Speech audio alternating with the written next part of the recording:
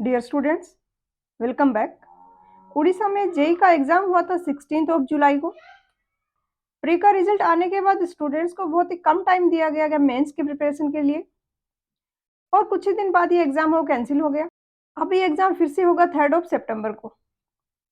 Students हैं काफ़ी disappointed हैं, एग्जॉस्टेड हैं, बट आपको इस एग्जाम को एज ए अपॉर्चुनिटी लेना है। आपको एक मौका मिला है फिर से अपनी प्रिपरेशन स्ट्रेटेजी है उसको रिव्यू करने का। जो 16 जुलाई को एग्जाम हुआ उसके मैंने क्वेश्चन पेपर को एनालाइज किया, और जैसा कि मेनली ऑफलाइन एग्जाम्स में होता है, उसमें काफ़ी ज़्यादा क्वेश्चंस थे गुप्ता एंड गुप्ता और आरगोर की बुक से। आउट ऑफ 140 क्वेश्चंस हैं गुप्ता एंड गुप्ता की बुक से हैं, जो कि या तो एग्जैक्टली सेम है या फिर सिमिलर क्वेश्चन है। 24 ऐसे क्वेश्चंस हैं जो आरगोर की बुक से हैं। 5 इनमें कॉमन है जो गुप्ता एंड गुप्ता में भी हैं, आरगोर में भी हैं, और 5 to 6 ऐसे क्वेश्चंस थे जो बिल्कुल ही बेसिक क्वेश्चंस थे। और जो क्वेश्चन पेपर था उसमें हर एक क्वेश्चन का मैंने मेंशन किया है कि कौन सा क्वेश्चन है गुप्ता एंड गुप्ता से है, कौन सा आरगोर से है, और इसकी पीडीएफ है वो मेरे टेलीग्राम ग्रुप पर अवेलेबल है। ओएसएससी जेई का जो सिलेबस था वो बहुत ही ज़्यादा लेंदी है, और उसमें कोई डिस्ट्रीब्यूशन भी नहीं दिया है कि कौन सा सब्जेक्ट है उसका कितना वेटेज रहेगा। मैंने 3 प्रीवियस क्वेश्चन पेपर्स को एनालाइज किया। एक था अभी जो 16 जुलाई को हुआ, 2 थे 2021 वाले। 3 शिफ्ट में हुआ था जिसमें मैंने 2 क्वेश्चन पेपर इंक्लूड किए हैं यहाँ पर। और क्वेश्चंस का डिस्ट्रीब्यूशन बहुत ही अनइवन है। किसी सब्जेक्ट में 23 में बहुत ज़्यादा क्वेश्चंस हैं, 21 में उसके बहुत ही कम नंबर ऑफ क्वेश्चंस थे। जैसे कि जियोटेक है, इसका 23 में 12 क्वेश्चंस आए इससे, और 2021 की जो मॉर्निंग शिफ्ट थी उसमें ओनली 2 क्वेश्चन पूछे गए हैं इससे। ये बिल्डिंग कंस्ट्रक्शन का है, ये एस्टिमेशन एंड कॉस्टिंग। एक क्वेश्चन आया था 21 में मॉर्निंग शिफ्ट में, आफ्टरनून में 5 थे। तो ये क्वेश्चंस का डिस्ट्रीब्यूशन देख के हम ये नहीं कह सकते कि कोई सब्जेक्ट बहुत ही ज़्यादा इंपॉर्टेंट है या कोई लिस्ट इंपॉर्टेंट है। यहाँ पे बहुत रैंडम नंबर ऑफ क्वेश्चंस आ रहे हैं, तो आपको सारे सब्जेक्ट्स को इक्वल इंपॉर्टेंस देनी है। अब कुछ इंपॉर्टेंट पॉइंट्स डिस्कस करते हैं इस एग्जाम के रिगार्डिंग। इसका क्वेश्चन पेपर देख के पर्सनली मुझे बहुत अच्छा फील हुआ। कंसेप्चुअल क्वेश्चंस थे, कोई ज़्यादा डेटा बेस्ड या कोडल वैल्यूज इसमें नहीं पूछी गई थी, और इसलिए आपको बहुत ज़्यादा नंबर ऑफ क्वेश्चंस करने की ज़रूरत नहीं है, जैसा इस एग्जाम का पैटर्न है। काफ़ी सारे स्टूडेंट्स बोलते हैं कि हमारे पास यूथ की बुक है, उसमें 10,000 क्वेश्चंस हैं, 11,000 क्वेश्चंस हैं। आपको वो करने की ज़रूरत नहीं है। किसी भी एग्ज़ाम के लिए आप प्रिपेयर कर रहे हो, किसी भी एग्ज़ाम के लिए, आपका कंटेंट इस तरीके से होना चाहिए कि आप उस कंटेंट को एग्ज़ाम से पहले एटलीस्ट 3 टाइम्स रिवाइज़ कर सको। काफ़ी सारे स्टूडेंट्स हैं वो यूथ की बुक करते हैं, और एग्ज़ाम के पहले दिन तक उनसे वो एक बुक ही खत्म हो पाती है, जिसमें सारे सब्जेक्ट्स उन्होंने एक-एक बार किए हैं। ये अप्रोच सही नहीं है। जो क्वेश्चंस आपको नहीं हो रहे हैं फर्स्ट राउंड में, आपको उनको दोबारा करना ही पड़ेगा, तभी आप एग्जाम में परफॉर्म कर पाओगे। न्यूमेरिकल्स काफ़ी ज़्यादा थे, कैलकुलेटिव भी थे, आपको कैलकुलेशन की प्रैक्टिस करनी होगी। अगर आप फ़ोन का या कोई भी कैलकुलेटर अगर यूज़ कर रहे हैं प्रैक्टिस में, चाहे क्वेश्चन सोल्व कर रहे हो आप या टेस्ट दे रहे हो, आप आज से ही वो बंद कर दें। जितनी भी कैलकुलेशन आ रही है मैनुअली करें। अप्रोक्सीमेशन जैसी ट्रिक्स का यूज़ करें। अगर ऑप्शंस ज़्यादा दूर-दूर हैं, तो आप अप्रोक्सीमेट आंसर निकाल के कर सकते हैं। सिलेबस बहुत ही ज़्यादा लेंथी है, और काफ़ी सारे ऐसे टॉपिक्स हैं जिनसे कोई भी क्वेश्चंस नहीं पूछे गए हैं। तो सिलेबस के पीछे आपको नहीं भागना है।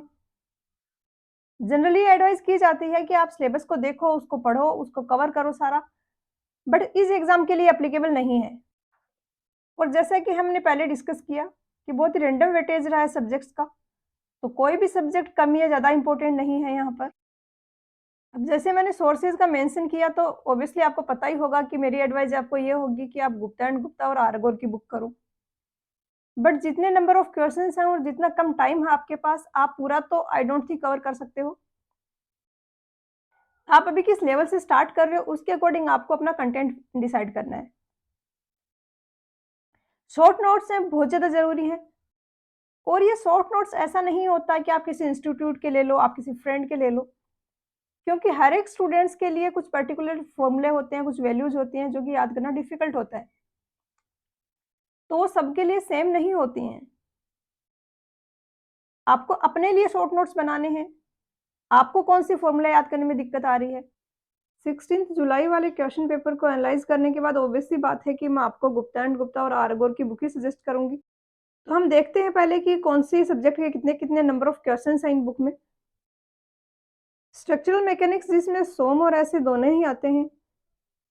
सोम के गुप्ता एंड गुप्ता में 376 क्वेश्चंस हैं और 170 है ऐसे के। ऐसे का एक या दो ही क्वेश्चन पूछा जाता है, वो भी स्पेसिफिकली इन्फ्लुएंस लाइन के टॉपिक पे। तो आप चाहें तो ऐसे को स्किप कर सकते हैं। आरगोर में सोम के 284 क्वेश्चंस हैं। जियोटेक के गुप्ता एंड गुप्ता में 438 हैं और आरगोर में 382 हैं। बिल्डिंग मटेरियल और बिल्डिंग कंस्ट्रक्शन दोनों का मिला के गुप्ता एंड गुप्ता में 269 है, जबकि आरगोर में बहुत ही ज्यादा नंबर ऑफ क्वेश्चंस हैं दोनों सब्जेक्ट्स के ही। एस्टिमेशन का गुप्ता एंड गुप्ता में है ही नहीं चैप्टर, आरगोर में 98 क्वेश्चंस हैं। आरसीसी और स्टील का यहाँ पर कंपेरेटिवली वेटेज कम ही रहा है। जो ओएसएससी जेई की पुरानी एग्जाम्स हैं उनमें ये आरसीसी के हैं, ये hydraulics, irrigation, surveying, highway, structural design second जो है स्टील, जिसमें रेलवे एंड ब्रिज इंजीनियरिंग, जिसमें मेजर जो क्वेश्चंस पूछे गए हैं वो रेलवे से ही हैं, water supply and PERT CPM. अब गुप्ता एंड गुप्ता ही करनी है, गुप्ता एंड आरगोर दोनों करनी है, या कुछ सब्जेक्ट्स ऐसे हैं जो दोनों बुक से करने हैं, कुछ एक से करने हैं, ये आपको डिसाइड करना है, क्योंकि डिपेंड करता है कि आप अभी किस लेवल पे हैं। जैसा मैंने पहले भी कहा, नंबर ऑफ क्वेश्चंस के पीछे भागने की जरूरत नहीं है। ऐसा नहीं है कि जो दोनों बुक कंप्लीट करेगा उसी का सिलेक्शन होगा। आप कितना अच्छे से करते हैं वो ज्यादा मैटर करता है। अब सब्जेक्ट्स तो सारे इंपॉर्टेंट है, आपको पहले उनको टारगेट करना है जिनमें नंबर ऑफ क्वेश्चंस है वो कम है। आरगोर करने से पहले गुप्ता एंड गुप्ता करें। गुप्ता एंड गुप्ता में मेरे अकॉर्डिंग प्रायोरिटी ऐसी होनी चाहिए कि जैसे पार्ट सीपीएम सबसे पहले हो गया, नंबर ऑफ क्वेश्चंस कम है। फिर वाटर सप्लाई हो गया, इसमें water supply and waste water दोनों कवर हो रहे हैं। उसके बाद थर्ड नंबर पे ये हो गया बिल्डिंग मटेरियल एंड कंस्ट्रक्शन। इतने नंबर ऑफ क्वेश्चंस में दोनों सब्जेक्ट कवर हो रहे हैं आपके। इसके बाद आप जियोटेक कर सकते हो फोर्थ नंबर पे। जियोटेक आप आरगोर की बुक से भी कर सकते हो गुप्ता एंड गुप्ता की करने के बजाय, क्योंकि इसमें भी नंबर ऑफ क्वेश्चन ठीक है और ये मैंने सोल्व करवाया है, तो इसका मैं कॉन्फिडेंटली कह सकती हूँ कि बहुत ही अच्छे सॉल्यूशंस वीडियो के फॉर्म में अवेलेबल हैं। फिफ्थ नंबर पे आप हाईवे कर सकते हो, 207 क्वेश्चन ही हैं। उसके बाद आरसीसी, स्टील, सोम, इस ऑर्डर में आप कर सकते हो। आरगोर की बात करें तो आप इरिगेशन करो सबसे पहले। इसके बाद एस्टिमेशन एंड कॉस्टिंग आप कर सकते हो, बट इसके अभी सॉल्यूशन अवेलेबल नहीं है। मैं कोशिश कर रही हूँ कि जल्दी ही अपलोड करूँ। इसके बाद आरगोर की बुक से कौन सा सब्जेक्ट करना है ये आप पर डिपेंड करता है, और उसमें इंपॉर्टेंट फैक्टर यह होगा कि किस सब्जेक्ट पे आपकी कमांड कम है, किस सब्जेक्ट में आपको प्रॉब्लम आ रही है, आप टेस्ट में क्वेश्चंस नहीं सोल्व कर पा रहे हो, उस सब्जेक्ट में ज़्यादा नंबर ऑफ क्वेश्चंस आपको करने की ज़रूरत है, तो उन सब्जेक्ट्स को आप आरगोर से भी कवर करो। और जिन स्टूडेंट्स ने गुप्ता एंड गुप्ता पिछली बार के पेपर में ही कंप्लीट कर ली थी, वो गुप्ता एंड गुप्ता को रिवाइज करने के साथ साथ आरगोर कर सकते हैं, मैक्सिमम सब्जेक्ट कवर कर सकते हैं। अब ये बुक सोल्व कैसे करनी है आपको? जब भी आप फर्स्ट राउंड में क्वेश्चंस कर रहे हो, एक नोटबुक लो या ओएमआर शीट ले लो, उसमें ये क्वेश्चंस आपने मार्क कर लिख लिए। एज ए टेस्ट सीरीज आप इन क्वेश्चंस को अटेम्प्ट करो, और आप सारे प्री क्वालिफाइड स्टूडेंट्स हो, सीरियस इंटेलिजेंट स्टूडेंट्स हो, तो मैं अज्यूम करती हूँ कि आप एटलीस्ट मिनिमम 40% के आसपास तो क्वेश्चंस कर लोगी। फिर जो क्वेश्चंस आपसे नहीं हो रहे उनको अपनी बुक में या जहाँ पर भी नोट कर सकते हो वो करो सेकेंड राउंड के लिए। एक बार सारा बुक कंप्लीट होने के बाद फिर सेकेंड राउंड जब आप करोगे, अब जो क्वेश्चंस आपने फर्स्ट राउंड में कर लिए उन पर टाइम वेस्ट नहीं करना है, उन क्वेश्चंस को करना है जो कि पिछले राउंड में नहीं हो पाए थे। अब जैसे मान लिया कि हाईवे का आप कर रहे हो, उसमें ये ऐसे क्वेश्चंस हैं जो कि आपसे नहीं हो पाए, फिर से आप बुक कर लो, एग्जाम के जैसे बैठो, क्वेश्चंस नोट कर लो कौन कौन से करने हैं, और इनको सोल्व करके यहाँ पर आंसर लिख लो। फिर आंसर की मैच कराओ। अब कौन से क्वेश्चंस गलत हो रहे हैं उनको फर्दर राउंड के लिए मार्क करो। यही बेस्ट अप्रोच होती है। अदरवाइज जो क्वेश्चन स्टूडेंट्स को आ रहे होते हैं उनको ही बार बार करके टाइम वेस्ट कर रहे होते हैं, उसमें कोई लर्निंग नहीं हो रही है, कोई इंप्रूवमेंट नहीं हो रहा आप में।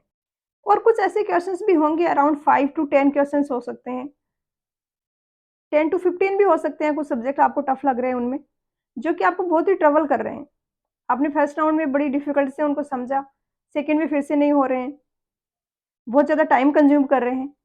हर एक सब्जेक्ट में आप 5 टू 10 ऐसे क्वेश्चंस हैं वो स्किप कर सकते हो, क्योंकि वो टाइम बचा कि आप दूसरे सब्जेक्ट्स में अच्छा परफॉर्म कर लोगे। और अभी से स्टार्ट कर दो या फिर एटलीस्ट एग्जाम से 20 डेज पहले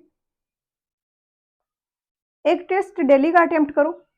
होपफुली आपको अपने पैटर्न के हिसाब से मिल जाएगा किसी वेबसाइट पे।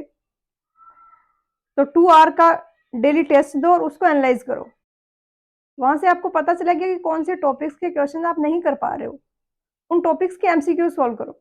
ओएसएससी जेई की प्रिपरेशन के रिगार्डिंग और कोई अगर आपके क्वेश्चंस हैं तो आप मुझसे टेलीग्राम पे पूछ सकते हो या फिर यहाँ पर कमेंट कर सकते हो।